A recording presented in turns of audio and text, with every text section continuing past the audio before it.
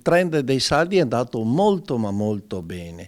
Ha aiutato tanto la stagione perché diciamo che quando sono partiti non c'era quel freddo, o prima che c'era un freddo che insomma i capi invernali venivano presi.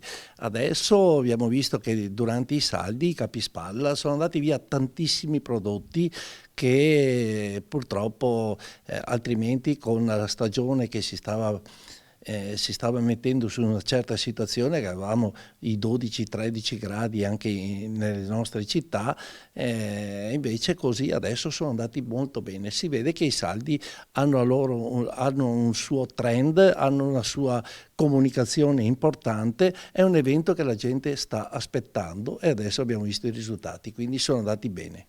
L'inflazione, insomma, non ha scoraggiato i padovani, ma men che meno i turisti. Vediamo in città un flusso costante di persone che vengono da fuori.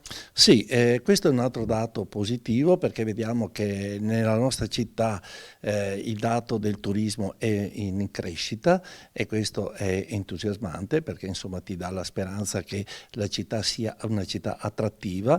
C'è tanta gente che scopre Padova, abbiamo con Urbus Picta abbiamo creato veramente un grosso volano con diciamo, l'assegnazione dell'UNESCO e quindi sono tutte piccole conquiste che fanno crescere un territorio.